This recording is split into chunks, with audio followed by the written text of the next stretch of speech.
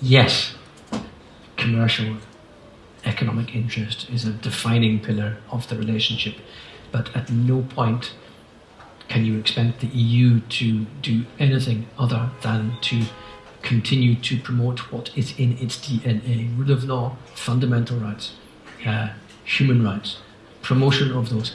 And when you look at the issue of, let's say, the everything but arms deal, which has been so incredibly beneficial for your economy, you have to look at that and understand that your access is actually, it is based upon you committing to improve your labour law, respect environmental rights, and uphold human rights. So even if the situation now is in Bangladesh on those rights is continuing to evolve, so let's look at labour rights. You just had the reform of the Bangladesh Labour Act, which we invested enormous amounts of time in supporting. The reason for that is that it's good for your population. It will maintain market access with us, which otherwise would be questioned for political reasons. And it is seeking to help Bangladesh get ahead of the curve. So the one thing that I can predict when it comes to the commercial relationship is that our consumers in Europe, who are buying so much of your production, will only ask more in terms of value chain transparency, in terms of child labour, the exclusion of child labour, of course, and in terms of environmental protection. So they will expect that the factories manufacturing their wonderful shirts and suits, both of mine are made in Bangladesh today, by the way, but they will expect that the factories producing that work will actually respect their political expectations. That is, that no child will have worked on my suit. And that is that no factory producing a t-shirt that is sold in Europe is simply discharging polluting effluent into the nearest river.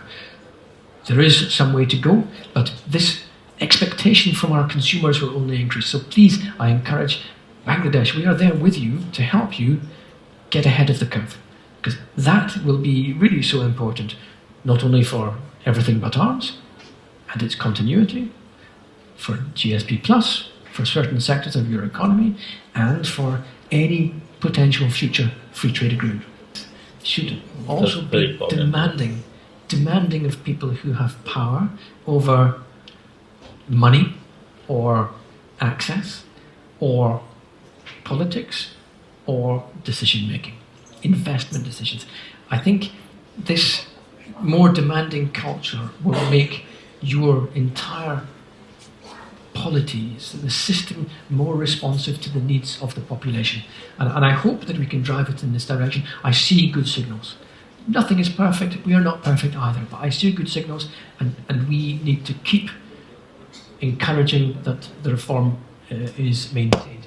There is one very important point that I need to mention, which is that the rule of law is all-encompassing. It's all-encompassing. The idea that investors will come to Bangladesh when their investments are not secured is not correct. The idea that citizens will have confidence in institutions will only be true if they can have access to justice that is efficient, therefore quick, and that actually treats them on the same basis as someone who is either a captain of industry or very well connected politically. I too expect that in Europe I'm subject to the same laws in the same way as everyone else, and that is fundamentally healthy for a democracy, and you are a very impressive democracy. Ambassador Miller, the EU election observer of the Commission made a number of recommendations following the election. Which areas do you believe deserve the most ardent attention? Your elections were well run. Nevertheless, there were, I think, forgetting, I think 19 recommendations were made by the Election Observation Mission of the EU. And other recommendations were made by other observation bodies, and that's good, that's healthy. What we have done is we have maintained this dialogue with the Election Commission and with civil society to identify which are the recommendations that can be acted upon relatively quickly because perhaps they are technical in nature. For example, it's about transparency of counting and tabulation of results. There is no reason whatsoever why that cannot be done very quickly. And which recommendations are a bit more complex, requiring perhaps changes in legislation.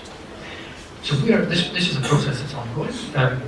The momentum for this comes from the Bangladeshi side. So we are here to share expertise and to help you achieve your own ambitions. That's the most important thing. And I see that there is an ambition to continue to reform. So we will continue. I'm very hopeful. You have local elections that are still to be scheduled, but that will come. I would imagine they should be launched this autumn. So let us see. Let us see how many innovations can be introduced before then. In the meantime, even yesterday, my colleagues were talking with one of the most respected election commissioners to try to identify what we can do now.